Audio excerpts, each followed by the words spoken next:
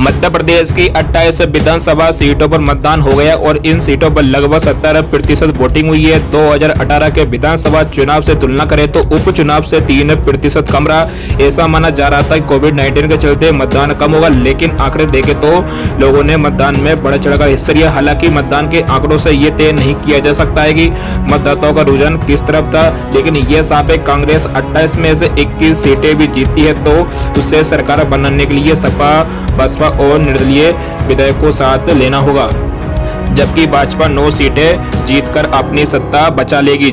जी हां दोस्तों, मध्य प्रदेश से पहले दिसंबर 2019 में कर्नाटक में कांग्रेस और जेडीयू से टूटकर 17 विधायकों ने भाजपा का दामन थाम लिया था। सत्ता हासिल करने के गुणा भाग के चलते मध्य प्रदेश की तरह कर्नाटक में भी राजनीतिक दलों को न्यायालय में पड़ा।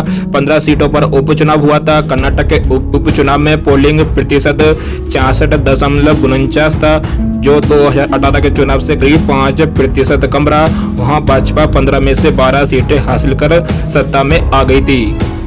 कमोबेश मध्य प्रदेश में 28 सीटों पर हुए उपचुनाव में मतदान 2018 के चुनाव से 3% कम हुआ, लेकिन कर्नाटक और मध्य प्रदेश में हुए राजनीतिक घटनाक्रम में बड़ा अंतर था। कर्नाटक में कांग्रेस और जेडीयू से विधायक टूटकर भाजपा में शामिल हुए थे, लेकिन मध्य प्रदेश में कांग्रेस का एक धड़ा ज्योतिरादित्य सिंधिया के साथ भाजपा में शामिल हुआ। ऐसे में पोलिंग प्रतिशत से ये आकलन करना मुश्किल है कि मतदाताओं का रुझान किस तरफ है। भाजपा के बैनर पोस्टरों से सिंधिया भले ही गायब पर है, लेकिन मतदाताओं के लिए ये कोई बड़ी वजह नहीं थी।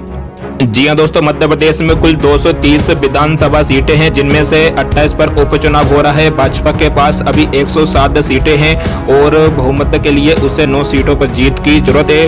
वही कांग्रेस के पास दमोह से विधायक राहुल लोधी के इस्तीफा देने के बाद अब 87 सीटें हैं और बहुमत के लिए उसे 28 सीटों पर जीत की जरूरत है। लेकिन अगर कांग्रेस मिली-जुली सरकार के बनाने की सोचती है तो उसे 21 सीटों पर जीत की जरूरत होगी। बहुमत के आंकड़े से दूर होने पर साथ बसपा, सपा और निर्दलीय विधायकों की भूमिका अहम हो जाएगी।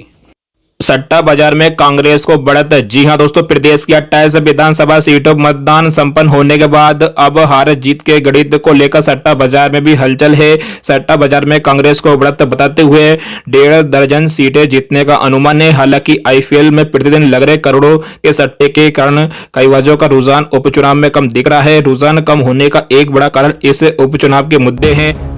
बड़े सटोरिया भी मतदाताओं का रुख मापने में लगे हैं। इंदौर के सट्टा बाजार के मुताबिक कांग्रेस को 15 से 18 और भाजपा को 10 से 12 सीटें मिल सकती है। वही मटका सट्टा बाजार की माने तो कांग्रेस 12 से 15 सीटें जीत सकती है, भाजपा को 12 से 14 सीटें मिल सकती है, बसपा भी 1 या 2 सीटों पर सीट दर्ज करा सकती है। सटोरियों के अनुमान के मुताबिक चुनाव मैदान में किस्मत आजमा रहे आधा दर्जन मंत्री हार रहे हैं, जिनमें 3 मंत्री कांग्रेस शासन काल में भी मंत्री थे। कांग्रेस की 18 सीटों पर जीत पर 20 पैसे का भाव लगाया जा रहा है। वही भाजपा को 15 सीटों पर जीत पर 50 पैसे का भाव लगाया जा रहा है। सट्टा बाजार में जिसका भाव कम लगता है उसकी जीत की संभावना ज्यादा रहती है।